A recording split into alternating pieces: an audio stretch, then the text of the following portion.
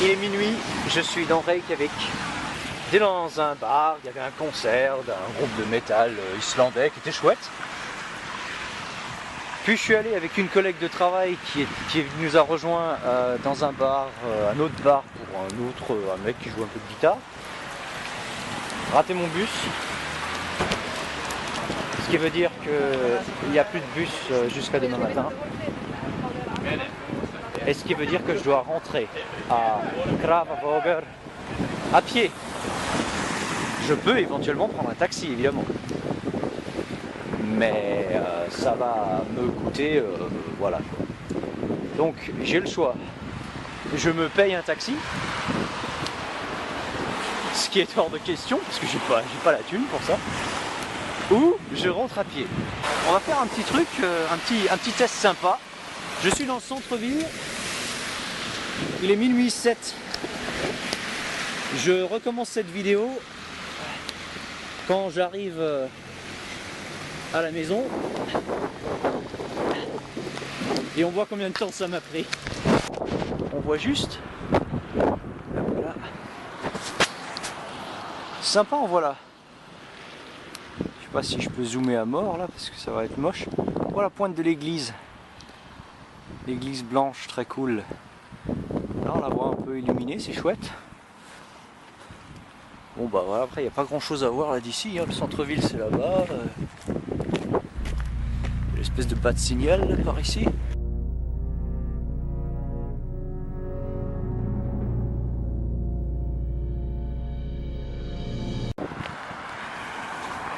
C'est bien, il pleut plus trop.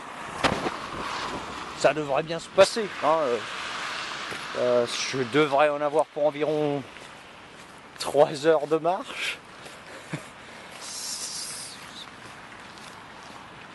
Là, mon enthousiasme est encore bon parce que je viens de commencer. Je pense qu'il y a un moment donné où ça va me faire bien chier. On va en profiter pour faire un peu de tourisme quand même. Hein. L'hôpital de nuit, avec de charmantes couleurs bleu pâle.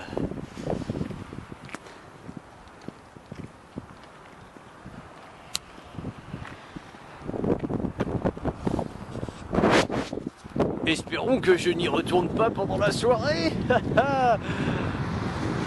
Non, je plaisante, ça va.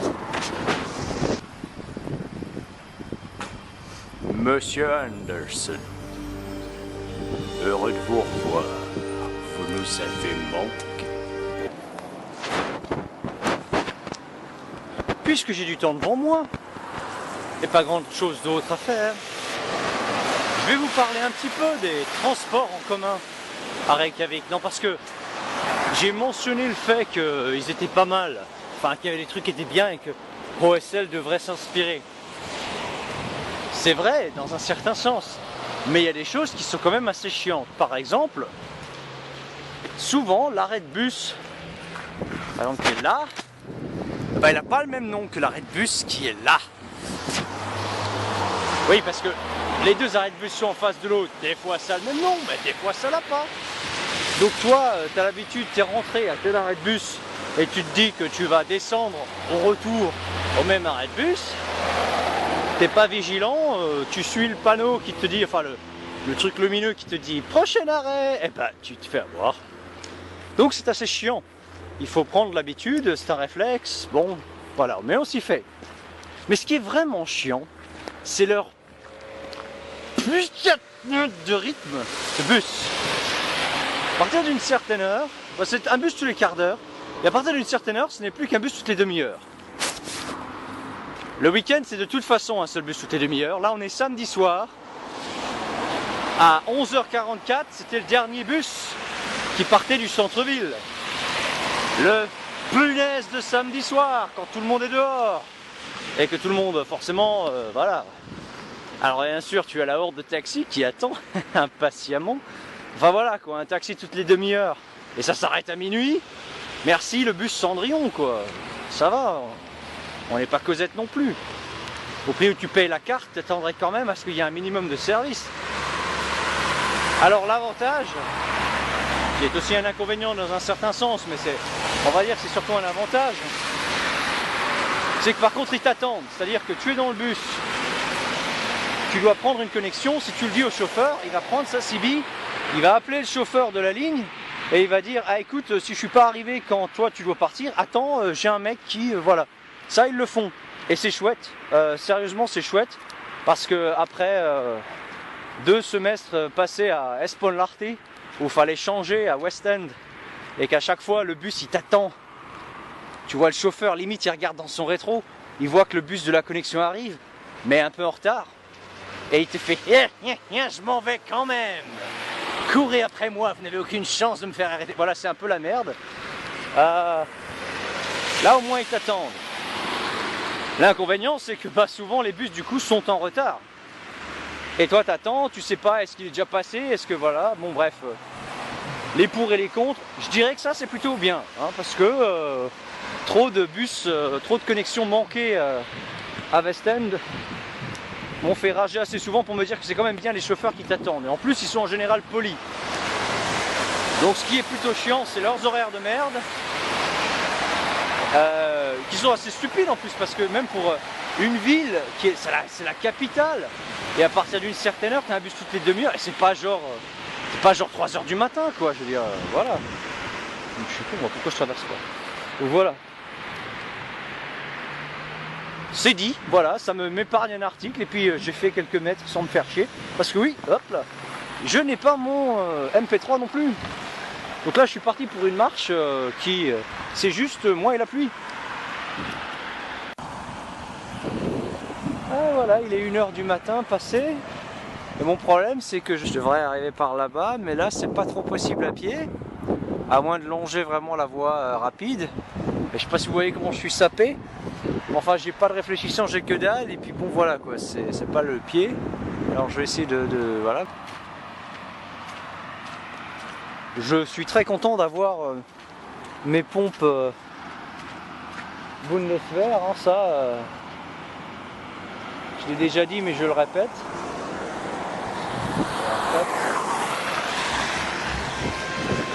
Voilà. Oh putain, bah là on va profiter. Bon, ça c'est fait.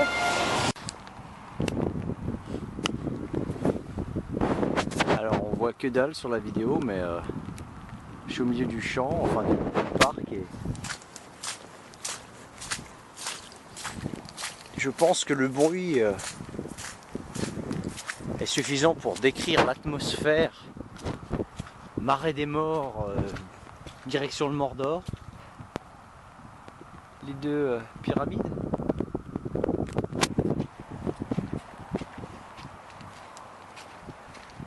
On va aller voir ça de plus près. Alors ce pont,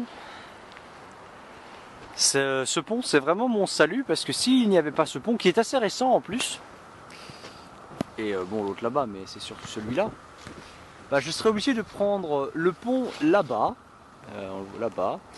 et faire tout le tour, alors que là je peux y aller à pied, je peux couper à travers le parc, et en fait de l'autre côté, là j'arriverai là derrière à la crique de Kravavogur, qui donne son nom à l'endroit où je vis, qui se trouve de l'autre côté de la crique.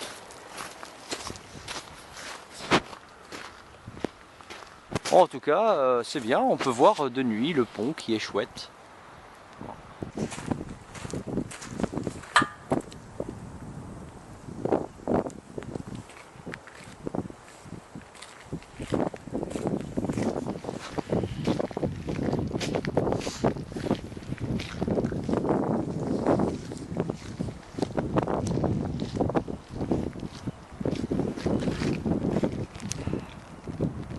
L'autre pont là derrière.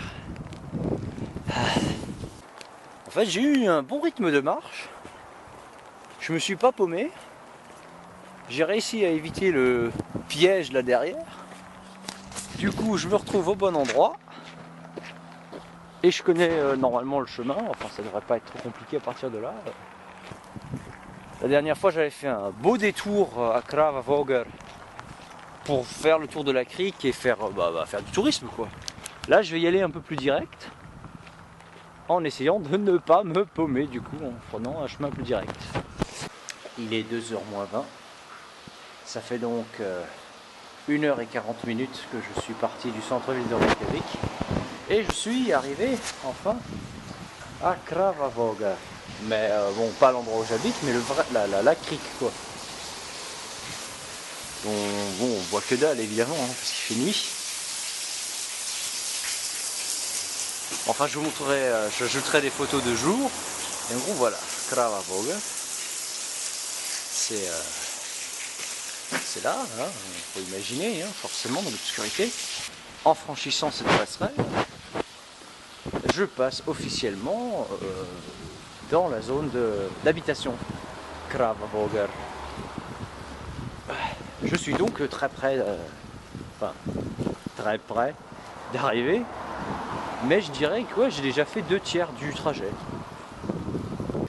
Voilà, il est quoi, 2h30 maintenant, un truc comme ça, ouais. Environ 2h30, j'ai fait une petite pause dans une station-service qui était ouverte pour me manger un hamburger et boire un coup, parce que là je commençais à avoir franchement la dalle. Et j'ai rencontré une sympathique, à moitié allemande, une serveuse, qui s'appelle Nina, avec qui j'ai papoté et qui m'a donné un peu une direction à prendre pour ne pas trop me paumer et prendre un chemin un peu plus direct. Donc c'est bien, hein, et puis c'est sympa. Là je me remets en route sous un peu de pluie et il a commencé à y avoir quelques flocons de neige qui se mélangeaient. Alors j'espère juste que là je vais pas me prendre un blizzard ou un truc à la con. Parce que oui, le temps islandais change vite. Et là j'ai vraiment pas envie de me prendre un blizzard. Donc j'espère que ça va rester à peu près à la pluie ou à la limite un peu de grêle comme la dernière fois, mais pas le blizzard quoi. 2h45. Je pense qu'en fait en 2h15 c'est possible. Au moins la pause quoi et la tchatch avec la mine. Donc non, je pense que ouais, 2h15 comme ça. Maintenant j'ai envie de me pioter. Donc je vous dis bonne nuit. Et moralité, vérifiez toujours à quelle heure part le dernier bus.